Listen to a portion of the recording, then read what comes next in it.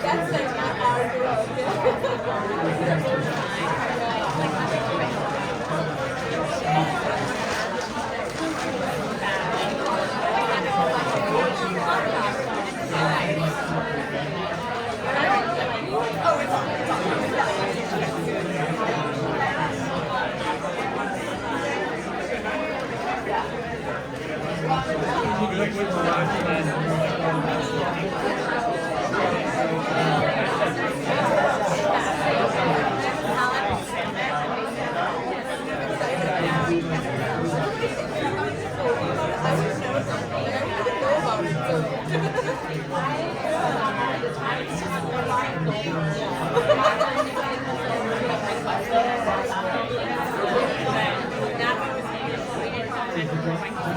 All right, we're going to start in 60 seconds. How's that? I think we're just seeing if we can paper the windows a little bit so it's not just sounding upstairs. It's okay? Okay, that's good. All right.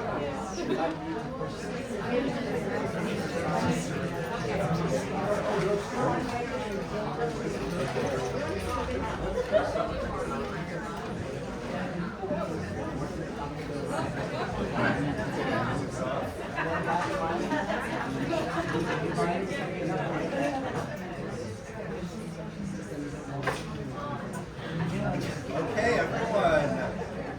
How are my art history students tonight? I know it's warm.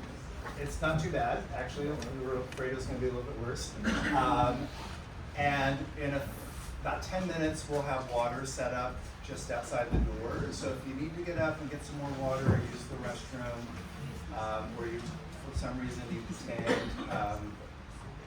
please feel comfortable to do so. Okay? And if we can do anything else to make you more comfortable, please let me know. Where's Gaetan? Gaetan, they said no one would come. They said this is too. Yes. I have to tell you that as a presenter, having spent really a good part of the last 3 to 4 months preparing for tonight, I always start preparing as soon as one ends, like the next week, I go into study mode. And it's really meaningful to have so many people to share what I've learned with. And it is literally a gift to me every time I get to prepare for one of these, because I get to go on this journey of learning. That for me is the most fun thing in life. And I hope that I'm able to give you 60 minutes of edutainment this evening, and that you also have fun and really are able to learn something along the way. So, as the WPA would tell us, let's get to work. I want to first begin by introducing myself. My name's Rob. I'm one of the 2 founders of Lost Art Salon. We've been here 22 years, along with Gaetan, who probably said hello to a lot of you when you came in. You're having trouble hearing me? Okay, then I think that I'm just going to speak up, and you let me know. All right? How's that? Okay. And I also want to introduce Gaetan, and we've been here for 22 years. I want to also really express our thanks and admiration and gratitude to our team, who are all shown here.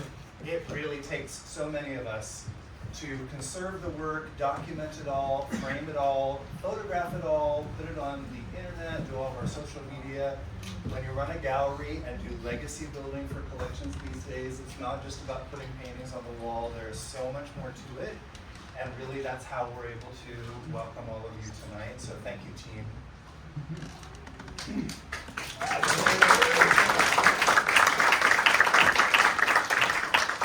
As I was preparing this, when I was first starting to think about all of the images and stories that come out of this WPA era, which I'll describe to you in a moment, I was thinking like, this is a lot of working class imagery, of people in factories, working hard in the fields of desperation and poverty to a certain extent. Like, you know, is anyone really going to be interested in learning about all this old historical stuff? And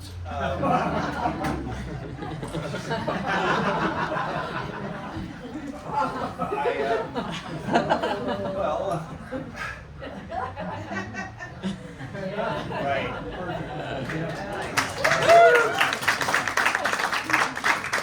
Amanda has spoken, and it's clear that we do need to learn about this stuff. All right. So we're going to be learning about the WPA period. This is the Depression-Era artwork from the 1930s and early 1940s, and how it helped shape our American identity. And there's a bonus, which is that some of the artists who are represented tonight, we have 6 artists who are represented in this show, also worked in abstraction afterwards, and we're going to learn about how they went from this WPA style into surreal abstraction afterward. So it's a little bit of a bridge story from WPA into the highly personal and introspective. Like with all history and with all art history, it is so important to have context for what's going on. If you don't know what is going on politically, socially, economically, you're missing a lot of the story. So I want to tell you a little bit about the setting of this 1930s period. So the 1920s were actually an era of huge economic boom for the United States, and a lot of new liberties for the citizens. But it was a little bit of a house of cards built on a foundation of sand, and as we all know, there was a massive crash in 1929 of the stock market.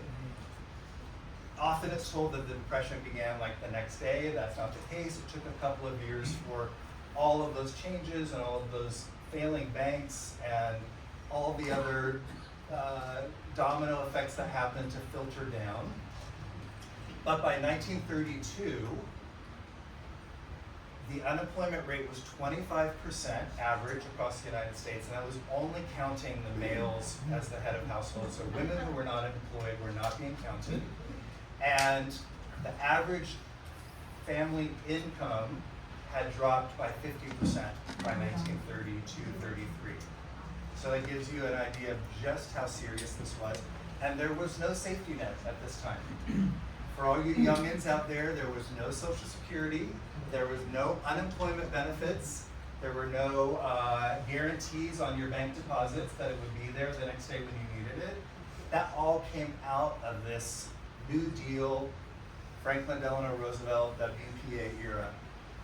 In 1933, Herbert Hoover, who in the eyes of the American public had failed in addressing the Depression, was replaced by Franklin Delano Roosevelt.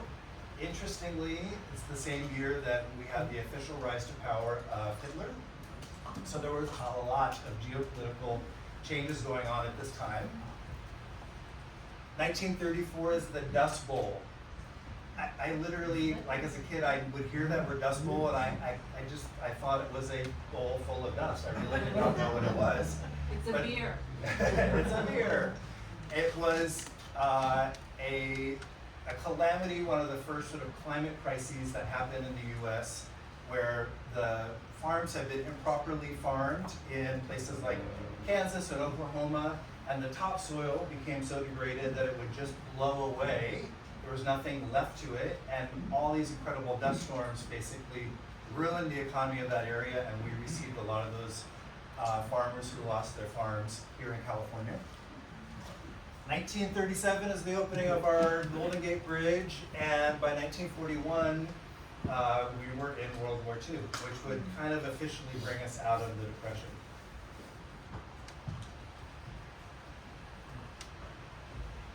When Roosevelt was campaigning, he was telling the American public and the American workers that he was ready to give them a new deal maybe when, if you're someone younger in the audience, you might remember when politicians were talking about the Green New Deal a couple cycles ago. That was an echo of that idea of putting people back to work, in that case through new initiatives that were green energy. In this case, it was putting people back to work, having the federal government pay them, and having them do projects that were going to elevate the American experience of both urban and country places. So it was going to be, in the end, it was about 8.5 million workers that were employed. They worked on 650,000 miles of roads, 125,000 public buildings, 8,000 parks, and thousands of bridges, schools, post offices, community centers, art centers. You look around, we were just in Bozeman, Montana, my husband and I was like, oh my gosh, this town is full of WPA buildings that were built in the 1930s, and it was the school, it was the courthouse, like that. Some of the projects that the WPA completed, just to let you know how much they helped to contribute to American life, included Hoover Dam, the Bay Bridge, LaGuardia Airport. Anyone going to New York soon? Partially because of this. If you love music, maybe you've been to Red Rocks. That was part of that project. They built that amphitheater into that state park. Many sections of the Appalachian Trail and this beautiful city park in New Orleans. Those are all WPA projects. One of the cool projects that I love is the project to create interest in Americans traveling to other states. You know, we were still in some respects, we were still evolving as a country. For example, I'm really doing this from memory, but Arizona and New Mexico became states in like 1912. Yes. So we're just talking, a generation after that. Americans weren't really familiar with lots of other states and lots of the highlights of the other states. And so one of the programs that the WPA put together was to have artists create graphics that would promote travel within the United States. And when I was just in Montana, I got my WPA mug in Yellowstone, just to show you that these graphics are still promoting our state and national parks. It's the one in the middle. One of the other programs was a photo documentation program. I bet a lot of you are familiar with the name Dorothea Lange. She was a San Francisco portrait photographer. She had a portrait studio and gallery on 7th Street near Union Square. And she was very successful. Of course, these portraits were only for the upper class. When the Depression started to hit and she was seeing the evidence of that in San Francisco, she became really interested in social justice. And the the Farm Security Administration developed the idea that they wanted professional photographers to go out and shoot the conditions that farmers were living in and what the programs that the federal government were putting together for them were doing to literally save their lives. One of the most famous images of the Depression is this piece called Migrant Mother that she shot here in California at a pea farm where they were picking peas. And this is that same woman with the conditions her family were living in that tent on the right. These photographs were distributed to all the local and national newspapers through the government so that they could literally show the American public why this was a program that needed to be supported, and really to generate compassion and empathy for what was going on in different parts of the country that they weren't experiencing the Depression. A lot of this work would later really be recognized as fine art, and in about 20 to 30 years, these photos, once curated, began to be presented really as not only like pieces of American history through photo documentation, but as fine art works themselves. That arrow points to where you're sitting right now. And every one of those dots, no matter what color or graphic is on them, is a WPA project that happened within 8 blocks of here. So those were new streets, bridges, murals, buildings, playgrounds, you name it. And I really was like, wow, this is like had so much more impact on my literal daily life than I realized. That still resonates into our moment today. So just to give you a sense of like how resonant this is for where we are right now. Some of the more famous WPA projects are the beach chalet mosaics, the gorgeous mosaics on the first floor, the Rincon Center murals and mosaics that are there that was formerly an annex post office, the Mother's House, which I think is no longer open, but this was a place at the San Francisco Zoo for mothers to have privacy for changing and feeding their children. There was a whole series of murals there. And of course, our Coit Tower. Are you guys able to hear me okay now? Is that going all right? All right. So how this was organized. And it was organized so quickly. Roosevelt took office in 1933. This program was in place by December of 1933. And the first checks went out to artists within 3 weeks of the program being literally from when it was the idea was birthed. Within 3 weeks, artists were starting to receive checks.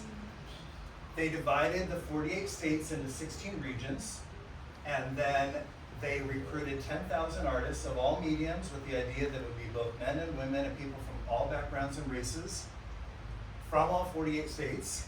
And they were looking for career artists only, the best. The highly established artists, the most senior and seasoned, made about $42 a week. The mid-tier, about $35 a week. And the assistants and craftsmen, for example, on Coit Tower, it was 25 artists and 25 craftspeople and assistants, made about 28. They had bi-monthly quotas where they had to go in and present the work that they had completed or were doing. If they weren't keeping up, they were let go like any other worker. And to give you a sense of how much that money, how much they were being paid, it was common for an agricultural worker at that time, of which there were tons in California, to make about 10 cents an hour. 10 cents an hour comes to just over $1 a day. So it was a fairly good wage for the artists. What were the goals? The goals, of course, this had to apply to an entire country of artists, so it's very simply put, and I'm kind of distilling this for you, but the idea was for artists to create a visual portrait of America at large, but that should be assembled from local experiences. So regional stories that when they all came together would create a composite picture of America. And they were told to paint scenes that Americans would relate to and recognize, and to paint it in a manner, in a technique, that they would be able to understand. Obviously, abstraction would not be suitable for this. They were really looking for narrative artwork that the average citizen, regardless of the amount of exposure they'd had to art, would be able to appreciate and understand. This is an image from Coit Tower. And they wanted to memorialize the transition and the transformation of America that all the workers of the other projects were contributing to the United States. And so we literally have an artist here who is portraying some of those who are working on some of the streets. So they could essentially turn them into heroes of these projects. The style that best suited this was a style that was already popular, but it wasn't necessarily avant-garde. And it was called American Regionalism. The artists that you're probably most familiar with are Thomas Hart Benton. We have a couple great Bentons at the De Young. Grant Wood, that did American Gothic. This is his mom. He painted this before American Gothic. And Edward Hopper. And this is often called American scene painting. These two descriptors are perfect because it's regional images and scenes that one would see every day. And the idea was with American regionalism, to create a distinctly American style of art that was not influenced by Paris and the rest of Europe and all of the modernity that was happening there and avant-garde in art, and would be recognizable to Americans and showing American life.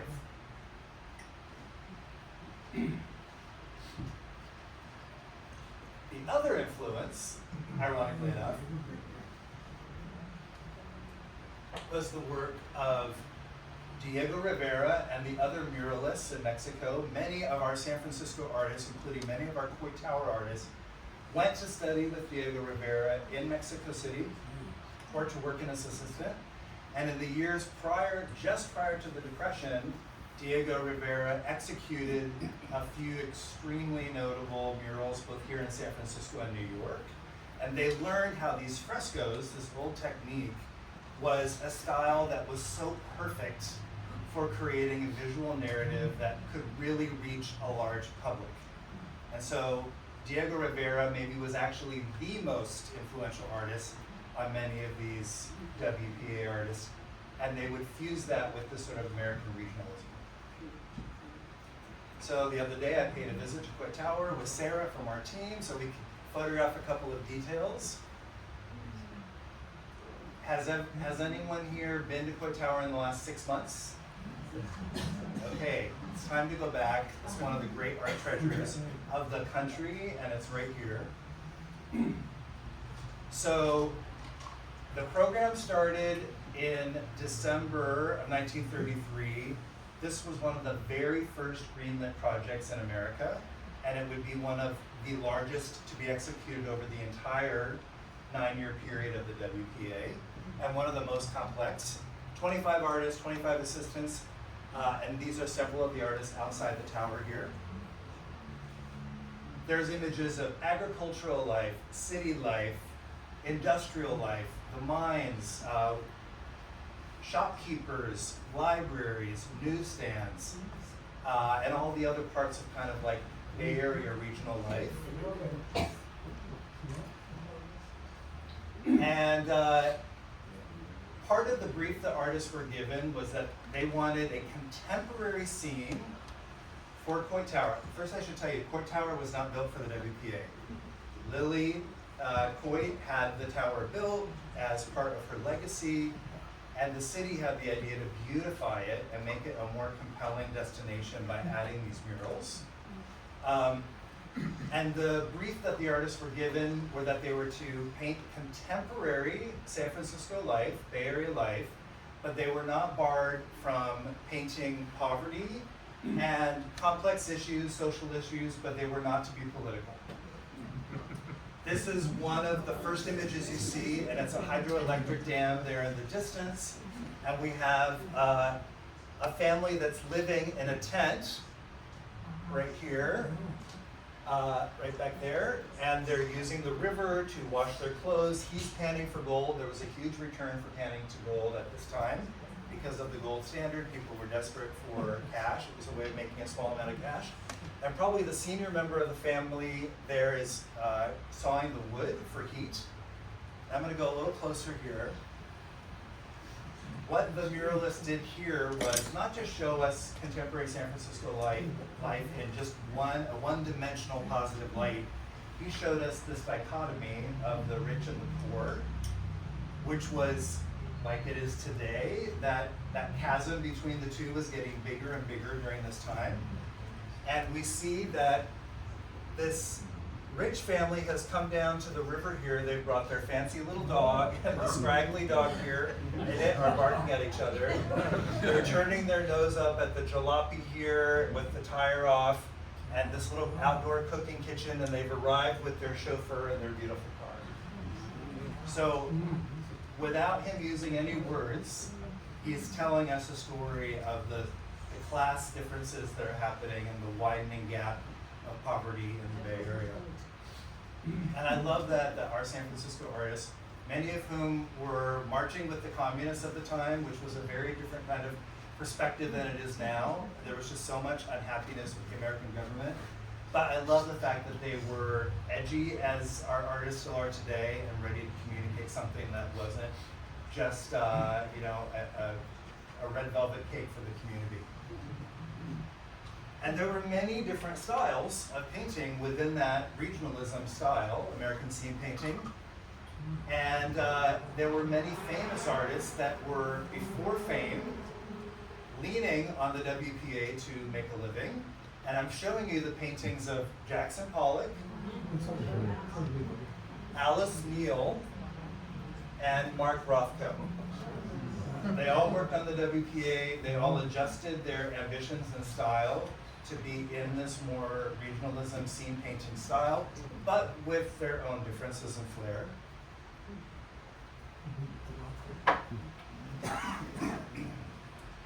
All right, that is our primer to get us all in knowledgeable about the WPA and prepared to look at the 6 artists that we're going to look at tonight.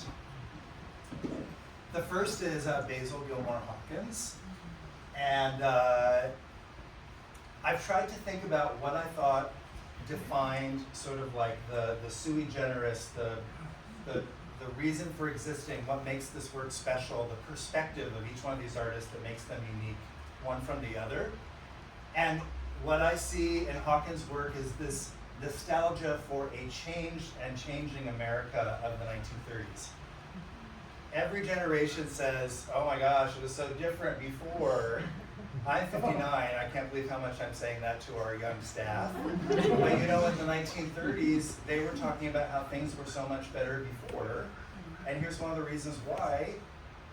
In I think it was 1925, was the first time that the United States was a primarily urban country. And obviously we had primarily been a rural country before that. So really this massive switch had happened. And we see the farmer bringing apples to the 2 horses in the wintertime. Keep mentioning Montana because I was just there, but I went to this one place to walk the dog each day, and every morning there were all these horses, the same horses out of pasture, feel free. And I saw them eating the grass every single morning and the hay every single afternoon. And when I saw this painting, when I started putting together the images, I was like, oh my gosh, no wonder horses go crazy when you bring them apples or apricots. It's such an incredible treat after 3 weeks of grass. So he's showing this sort of like sweet and beautiful moment of a treat for the horses, which might have been hard to come by. Apples were being sold. There was such a surplus of apples. The apples were one of the things that people would try and sell on the streets of the city just to make 5-10 cents here. There were so many extra cheap apples, for example. This is one of his images of Michigan, where he was born and raised and attended school. And he really captures how much the industrialization of the United States was changing the landscape and the character and the experience of living in a small or medium-sized town. I love this piece because this really shows this sort of like these 2 realities. We've got the factories in the distance, and then the poor who are on the outside of town who have just broken down in their truck, and whatever it is they had in there, they're now lugging along the road there to get into town. So again, these narratives that tell us about the changes that are happening in America. And this is him here. We'd like to take this moment to say thank you and introduce Larry, who is Basil Hawkins' nephew, and Doug, his partner.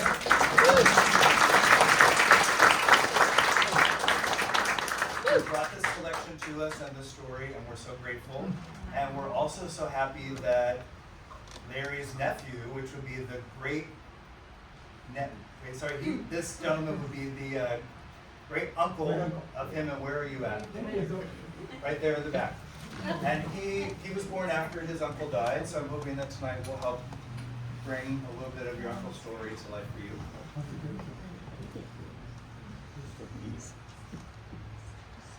He was part of not only creating murals for the WPA in Michigan, but also part of the ESOS program. This was creating individual works of art, paintings, and lithographs that would then be distributed to schools and public buildings to decorate the buildings in addition to the murals.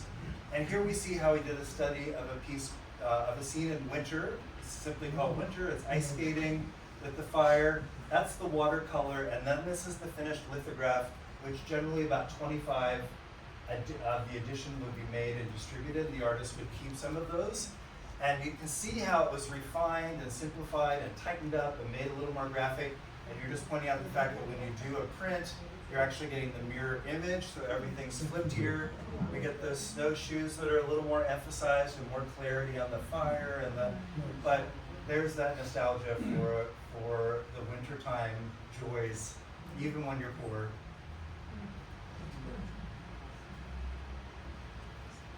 This bar scene, every person's an individual. There's a character for each one of them, and we have the poorest of them, or the most hung dog of them, coming in through the door. I think this is his shadow, so it's a little bit of a me and my shadow, that kind of loneliness. And I love the transparency that we see here through the smoke with the elbow coming down.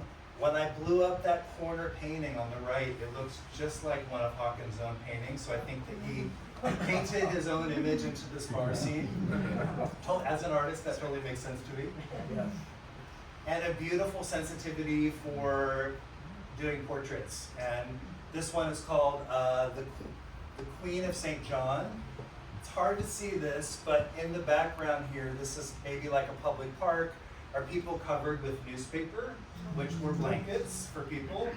And Hoover, who was the previous president, as a way of sort of like making fun of Hoover and his inability to solve the Depression, they called those Hoover blankets. And Hoovervilles, where people lived in tents. Yeah. This is Rose, who was his wife, and it actually says Rosica up there at the top, which would be a sweet way of saying rose, like my little rose. For each of our artists, I've chosen, really through my own taste and my own perspective, what I'm calling a masterwork of their collection. This is his self-portrait, and what I really see in this piece is that he is a young man at a threshold of change, and I'll describe to you why I think that's the case, much like the America that he is depicting. So we have him here seated at a bar. There's artwork in the background, perhaps depicting Rosica. He has his class ring on. These are not dice, that's reflecting in the polished countertop, like the reflection that we have right here. And I've blown that up here on the right-hand side, so you can see all that beautiful reflection and transparency in the goblet that he's holding, and down here on the table. It appears he's not wearing a wedding ring yet. This is not history, I don't know, but I am getting a nodding yes from Larry. And he's just opened what? An envelope, like a letter envelope. I don't think this is a bill. I think this is a personal note, and I think that he's just opened it and read it, and now he's taking a moment to take this all in. And I'm going to say that this was a note from Rose. So this is a young man at a crossroads, much like this country is at a crossroads. What a stunning image this is, and that's right there on the wall, just near the post there. So we'll be clearing all these chairs so you'll all be able to look at these individually at the end. Our second artist is Douglas Hall. It's these pieces right here. In Douglas's work within the WPA story, I see an artist who was really trying to present Americans as the heroes of their own time, the heroes of their own stories. Part of the objective of the WPA was to create images that would not just beautify, but uplift Americans, to make them believe in themselves again, and to help get them back to work and believe that there would be change and opportunity for them, and that they were heroes in their own right. And so we see one of Hall's pieces here that clearly this could be a moment when they're choosing to leave the farm, or maybe choosing to get married, or some big moment in life that feels poetic and heroic. This is the only photo we have of him. He was born in the late 1800s, early 1900s, and he definitely looks like a man of that era. Again, this idea of being the heroes of their own stories. One of our staff pointed out that this felt like maybe Sisyphus, like relating to the Greek myth of of just that endless work that came with all of the labor of this time.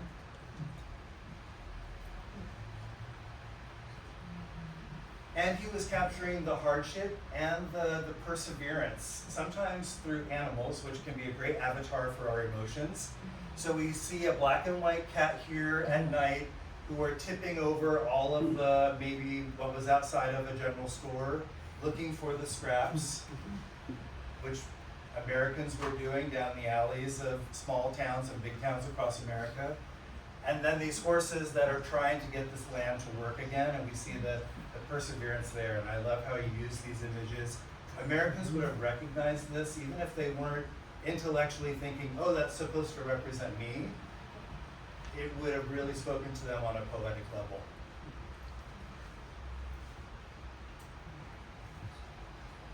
For his masterwork, I've selected this small piece here. What I love about what Hall was able to do was to edit and distill the image down to its most essential and powerful parts and essentially create like an icon out of it. And so we have two farmers here who are hoeing the field and using this triangular shape and the simplicity of the image, it is taking on this grand sculptural feeling, even though it's a very diminutive image. It reads very large and larger than life in some respects. He was working in lino cuts and wood cuts. This is a carving method.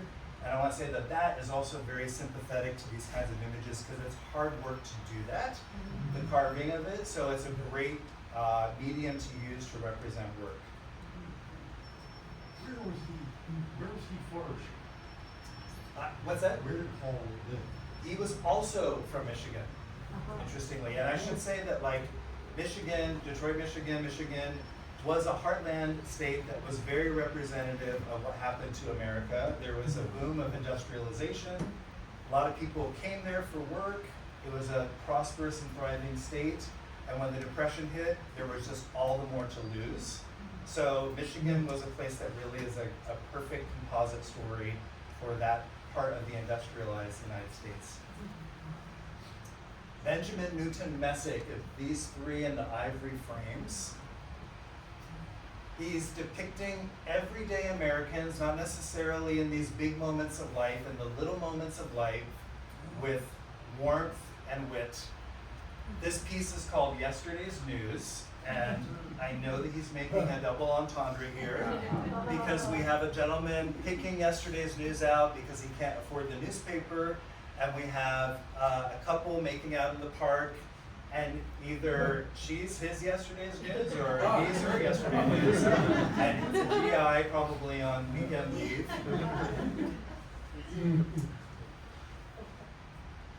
This was my great uncle. And this is, so we're talking about Benjamin Messick Newton. This is him in his professional headshot. Here he is with my mom and my brother and my dad in 1955, 11 years before I was born. And here I am in January with my 97-year-old dad who has a dementia and is in hospice care right now, going through the collection that I've been assembling, part of which we're presenting and have available for sale tonight. I'm keeping most of it for the family. And I really got to understand how much image making and keeping these images preserves memory and family legacy by experiencing going through these images with my dad, who was having trouble remembering anything, and looking at these images absolutely like music brought so much of this back for him. And we had such an incredible time going through like the 20 pieces that I had brought with me. And I should say that I was very young when he died, in my early teens.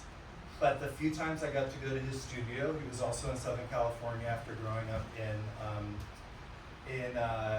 Missouri and the Ozarks, where my dad grew up. That experience of being in his studio is, for me, a big part of why I wanted to do this. And so this is the very first time that I've been able to talk about my uncle and to present his work. So it's taken 22 years to get to this time, and it's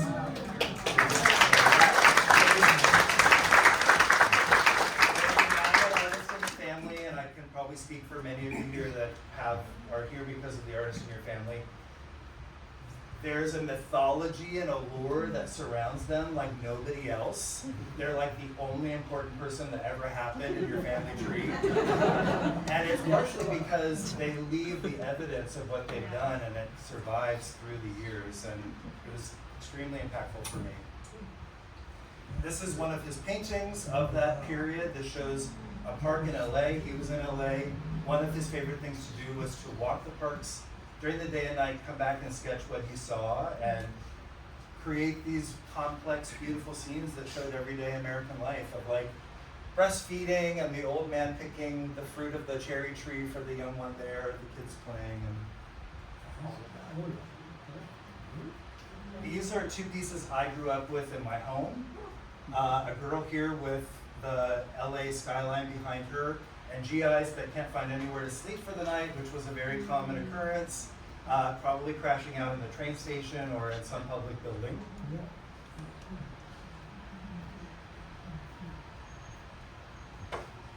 And I was actually surprised when I came to decide that this was the masterwork that I wanted to show you, and it partially had to do with talking with my dad and how much this image brought back his memories of attending North Star Bible Church, which held about 40 people and is still there.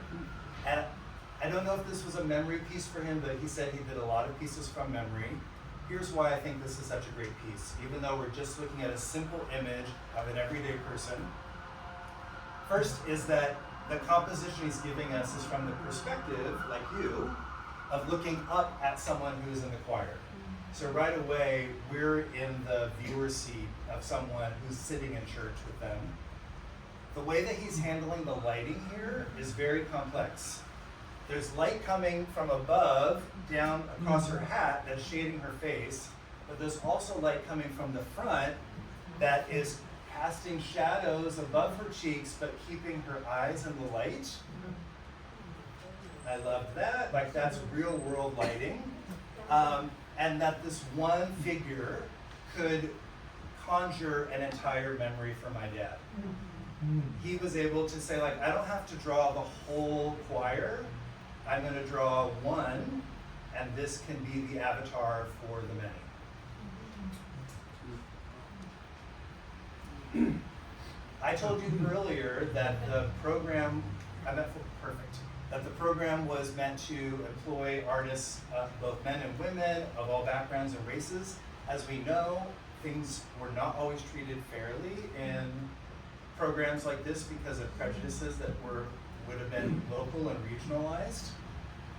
This image just really captures that dichotomy. This was during a flood in Louisiana. This is my nephew Gabe. I really struggled with whether to tell this story, but I think it's essential, and I shared it with our team yesterday and asked them, like, does this feel like it's important and matters? And I showed him these pieces of our uncle, Messick, in January when I showed them to my dad. And that included this piece here, which was a memory piece of a family that lived in the Ozark Hills near where my dad grew up and Uncle Ben grew up.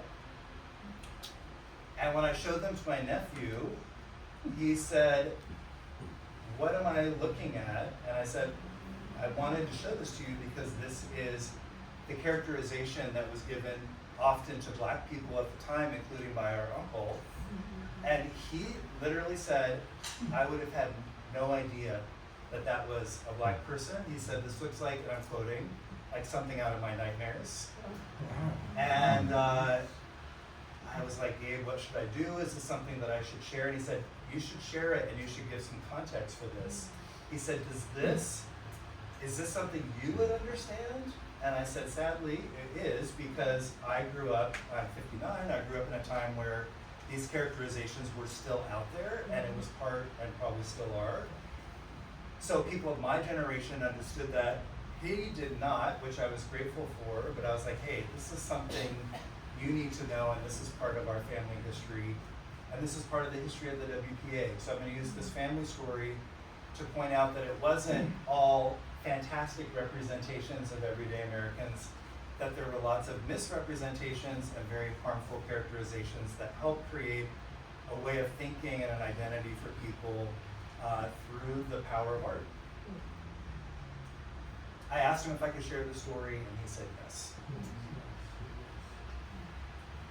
All right, we just have about 20 minutes to go. I just want to go and stand up for a minute. Stretch.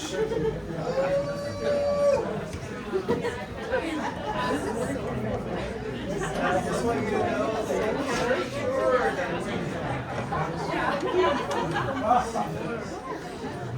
that was a WPA health program. Yeah, no problem. Because it's like a disease. I thought it came from your friend. It's not.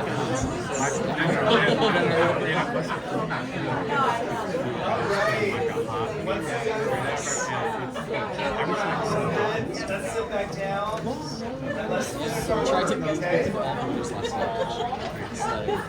Yeah. If anything feels wrong, consult your physician.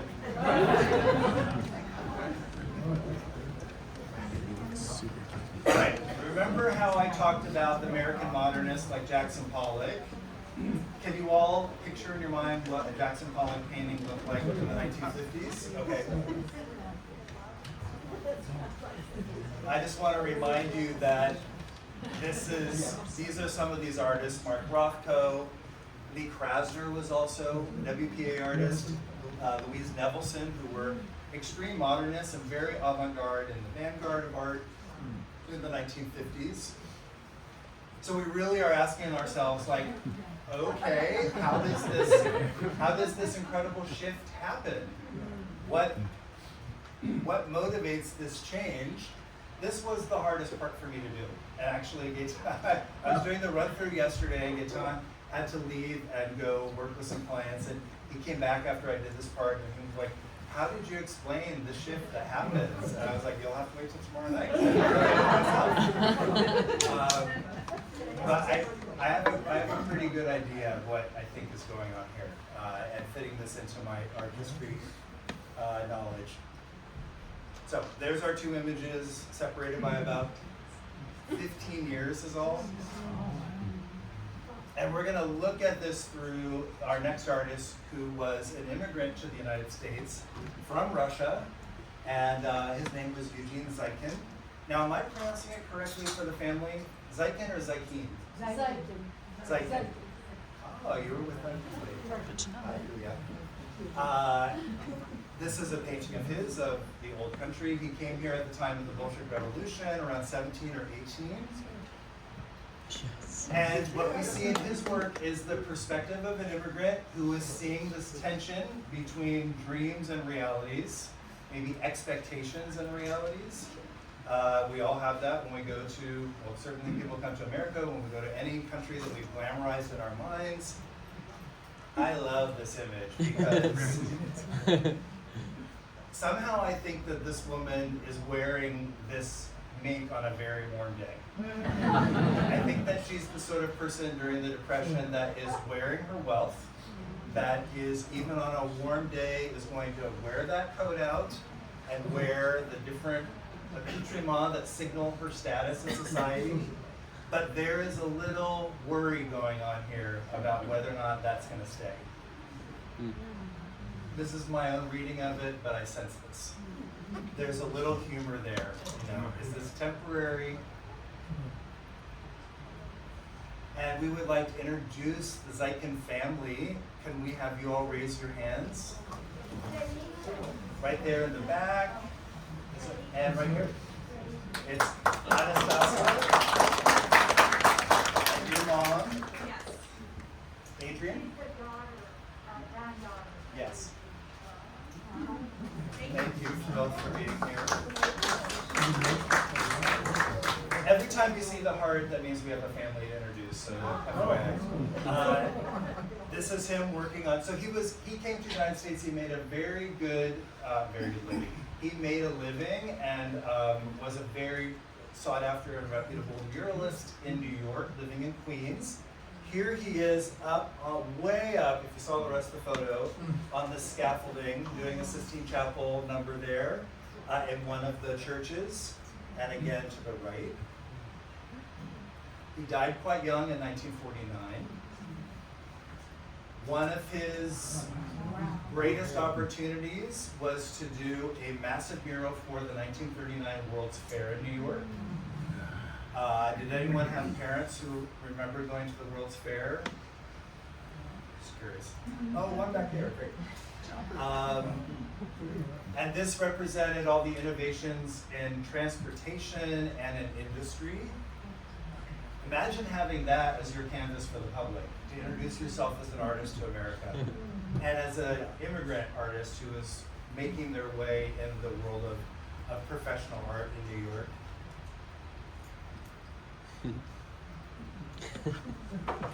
He captured these wonderful scenes of the beaches. Maybe this is like Coney Island or somewhere else out along the coastline in New York. And the strongman, a lot of images that were probably also used in murals. They would have been really useful kinds of like stories to insert in these murals that he worked on for hotels and restaurants and bars. But remember when I was telling you about Jackson Pollock and how did we get there, and how about these modernists who are working in this regional style? This is what he was doing as well personally. So he worked in a style that I call abstract surrealism. So it's abstraction that still carries enough elements for us to feel a surreal reality or irreality happening, a surreality happening in it. And my theory is that artists who were asked to paint in this way of the WPA, the regionalist, realistic style, were meanwhile building up all the steam to do something that was extremely personal and that was a personal vision that would follow the public work. It makes sense that artists were asked to work that way. That is what needed to happen for that kind of propaganda that we needed at the time. Imagine being released from that and being able to return time-wise to your own work or in the time that you had off of it, and you would be very drawn to working in your own vanguard of what you want to be doing. This is a relatively small piece, but it's in the room here. Hey Tom, do you know where it is? It's here. Okay. Oh, it's down low right there. Really wonderful piece to look close at. When was that done? This is early 1940s. I've chosen this piece as the masterwork. We've got one of his traditional paintings here, one of his surreal paintings here, and I want you to see that the woman there is this flipped, and that she's made of all of these other bodies. Look at her face. I'm going to come over here. The profile here, the leg creates the arched eyebrow. The profile creates the side of the face and the ear. The hair and the decoration on the side of her are all of these draped and dripping bodies. So what he's done here is created something that fuses the work that he was doing, painting real life, and brings it into a surreal reality. And he's also giving us something that's going to reveal itself slowly. We've had this painting here for a year. I didn't see a lot of these elements until I really looked closely at the painting. When I showed it to the team yesterday, they were like, including people who framed the piece. And I don't mean that as a knock on their studiousness. This is a piece that is intended to reveal like a dream coming back to you all throughout the day. Have you ever had that experience? You're going through the day and you're like, oh, that was the other part. Right. This is what's happening here. He calls this dreams and realities. 1949 is the year he would pass away. We're going to come back to Basil Hawkins because all of this work here is the abstract surrealism of Basil Hawkins, the first artist we looked at, another one of his working men images.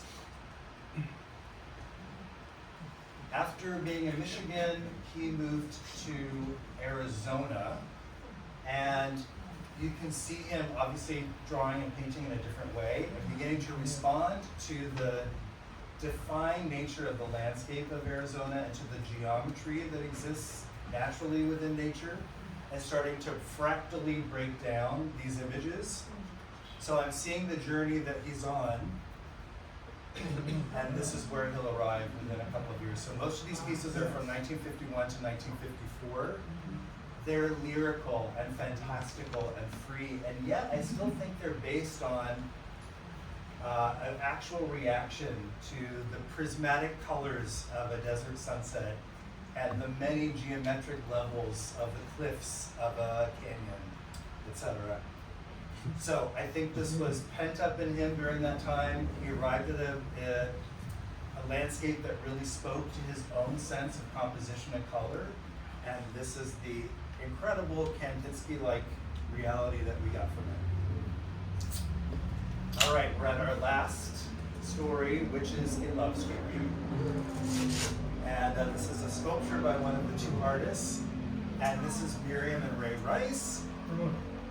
And these are our West Coast vanguards. And if I can please have the Rice family raise their hands. Right back here. Can you do that?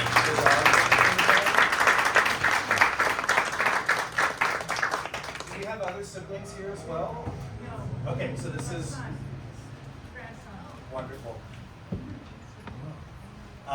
They came from the East Coast, New York, where they studied at the Art Students League, where they met, eventually ended up in Mendocino County. And they are true vanguards, true experimentalists, true avant-garde artists. I want to introduce you to Miriam Rice first. She studied sculpture, and her tie to the WPA is that she was the assistant. Remember I said there were the top tier artists and the assistants. She was the assistant to this sculptor here, Enrique Alvarez, who was doing many of the sculptures that decorate City Park, that park I mentioned in New Orleans, during the early 1940s. And I believe, and you can correct me on this, Felicia, this would have been perhaps the years that Ray was serving in the military? Yes, right before and into those. Okay. Right. One thing I should also point out that the WPA only allowed for one family member as an artist to participate. So there were no couples. It was either the husband or the wife, one or the other. And the image on the right is one of the relief sculptures there in New Orleans that I don't know that this is the specific one she worked on, but it would be very representative of the project that she would have been assisting on. Stone carving. Oops, I'm grabbing the wrong one. Alicia, did you add something? I just said she was stone carving. Stone carving. So that would have perhaps been part of it there. And this is one of her sculptures. Wow. That's amazing. This is not one we have here tonight, but it's part of the family photo record. And the connection that Ray has is that he was an artist during the 1930s. He was not on the program, but these are some of his drawings from New York in the 1930s. He could have very well been one of the program artists. And so we've got a carnival happening here with his own very distinct style and the stoops and street scene of New York. One of the incredible things that Miriam did, they were both explorers of all kinds of different mediums, trying so many things with that West Coast hippie freedom in a sense of being here, where all the materials were fine art materials to them. She worked in batik in a way that was very modernist and really elevated what was considered a craft in the art world to a very fine art medium. That piece is over here. This is an image that also really has its secrets and reveals itself to you over time. I want you to ask yourself when you look at it whether this is a figure in a mirror or this is a figure facing a painting, and you'll see what I mean. She worked in completely, I shouldn't say, I will call this organically abstract work, this red and deep brown piece on the right. Again, pushing the boundaries of how batik and other craft materials could be used. This of the waves and of the expanding drops of water. One of her greatest innovations was learning how to extract and document color from mushrooms. Only in California, only in Northern California, where it was so plentiful, and she became one of the world's experts in this. This is some of her documentation. She was honored for this research. Her papers are in the Santa Cruz, University of Santa Cruz Library, along with Ray's. And this is an example of her using some of the color that came from the mushrooms for printmaking. This is the masterwork I've chosen for her. This is above the fireplace here. Remember, she's a sculptor. She's a sculptor that is enamored with the the wet, fecund Northern California landscape along the coast. And she's interested in these earth dyes and colors. And what I see here is a figure that is of the female, the Gaia, creating the contours of the earth, and another figure that rests underneath the soil there, and another that creates the clouds. And she's dipping her hand down into that expanding circles of water. And what I feel so much here is like a woman that was so interested in the aesthetics that nature still had yet to reveal to artists. The subtleties that even a mushroom would carry, the full spectrum of color for an artist. This is 1960s.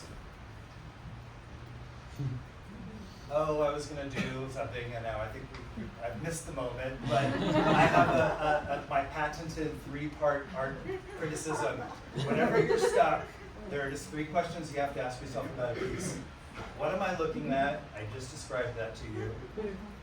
Why was it created? And why was it created this way? I just answered one of those questions. Why was it created? I did not know your mother personally, but I sensed that this was her way of showing how much we are related to the landscape, and that we are a part of that whole organism. And so by using these earth tones that feel almost like mushroom colors, and by dyeing the teak, which means that it actually fuses with the threads, it's not just laying on top, she's really taking us into that idea of being bonded with the earth. Oh, handsome Ray, who would do many, many public projects where he was working in concert with developers and cities and lots of public art projects, including the Holiday Lodge, Daniel. I worked for a hotel company that owned the Holiday Lodge. I had no idea that he had worked the Holly Lolly on Venice. Yeah.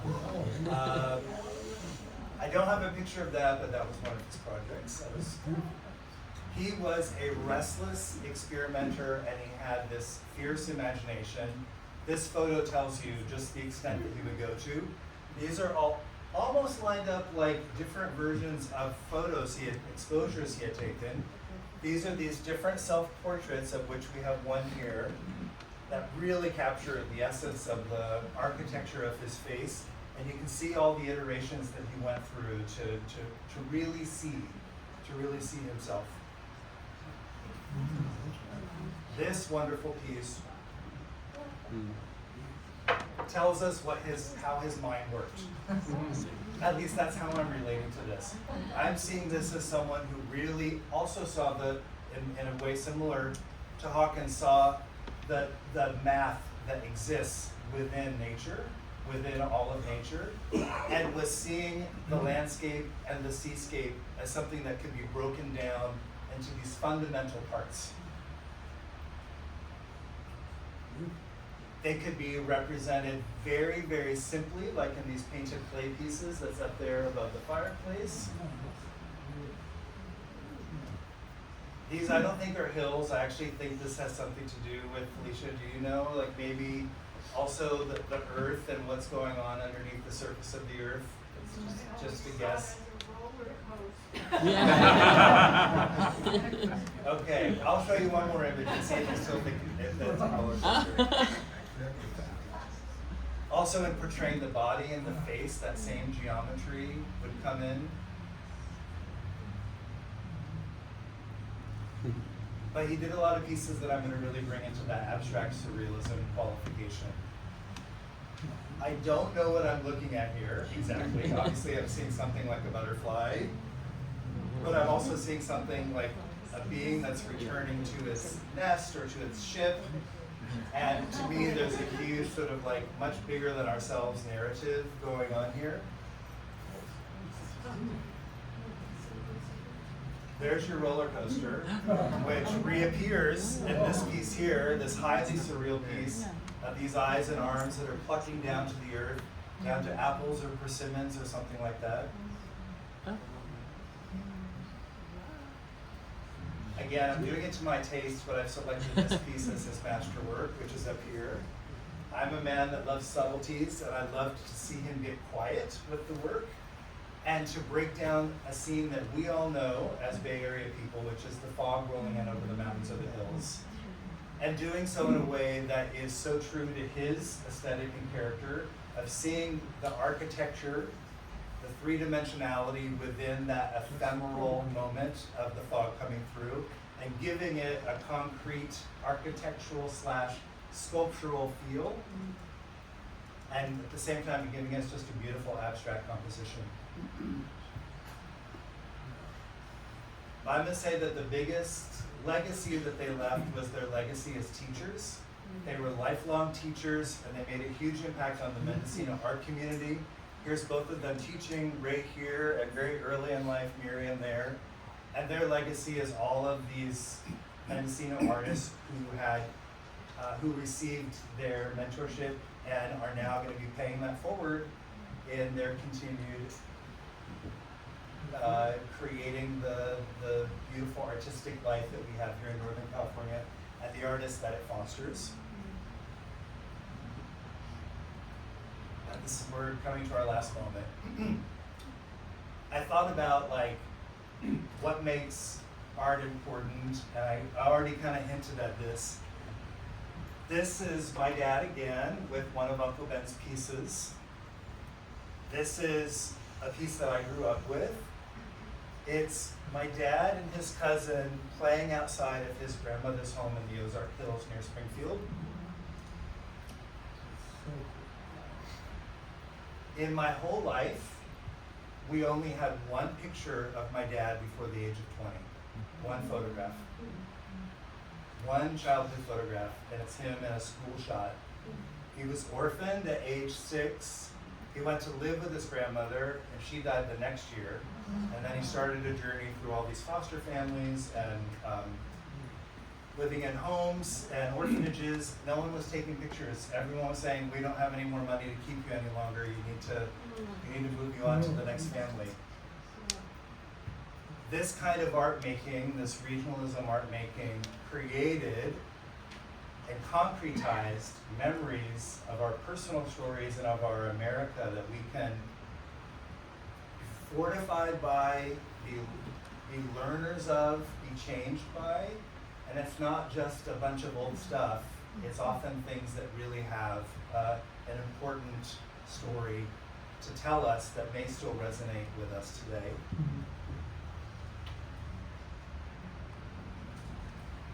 We would like to have the families of all, how do you want to do this, Gaeta?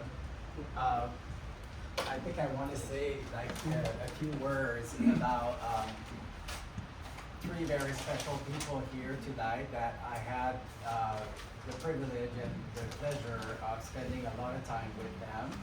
I'm going to start with you, Felicia. Felicia lives in, if I'm correct, in the home of her parents in Mendocino Village. People that were here at the last event knew that I'm from there as well, from Mendocino. And meeting with Felicia in Mendocino and looking at the work of Ray and Miriam was such a treat to be able to see from the mouth of their daughter who's also an artist, a researcher, someone that's really involved in the arts, and that is trusting us into presenting the work of our parents. So thank you so much, Felicia, and we're very, very proud of that.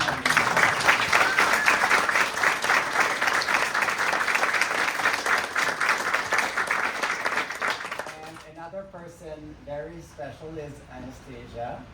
Anastasia is a dedicated teacher of arts to a community of youngsters through the Waldorf school system, and has done like many years of studying to teach these youngsters, and is the granddaughter of Eugene Zaikine and the daughter of Zach Zaikine, whose many of these sculptures that we're presenting here are by him. And I was able to go to Hillsburg, spend many hot days in a storage space that with art that had been through some of the fires that we had up there, and that they were able to preserve. And Anastasia and I had such a great time, and your mom as well. I remember you when you came and spent time with us there, looking at all of the work of Zach and Eugene, and all art in that family is really like a big part of their life. And we're really grateful for you entrusting us with these collections. Thank you.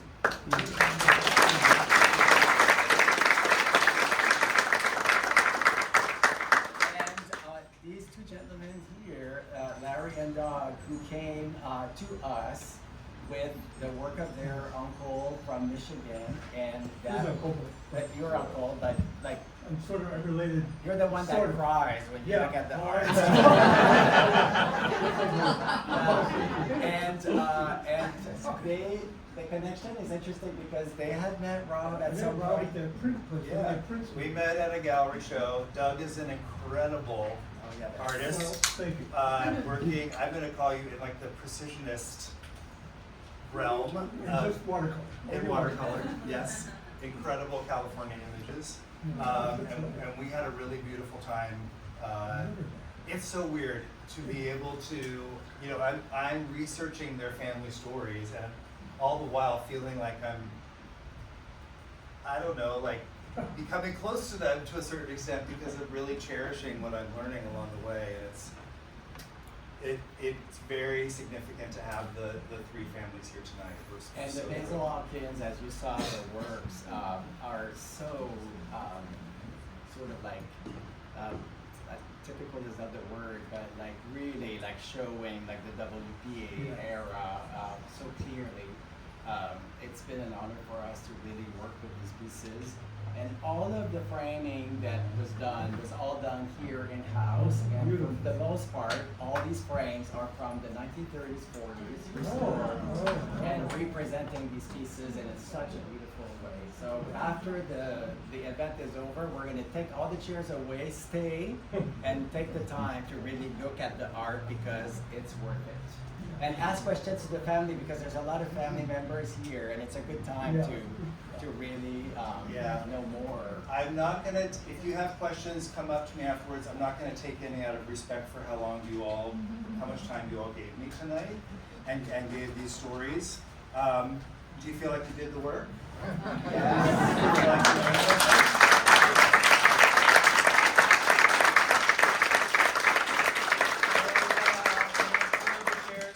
Thank you for your time.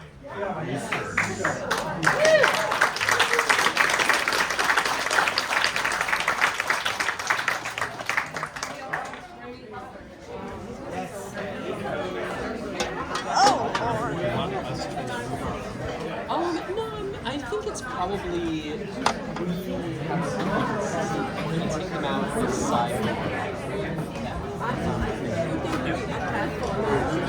Go.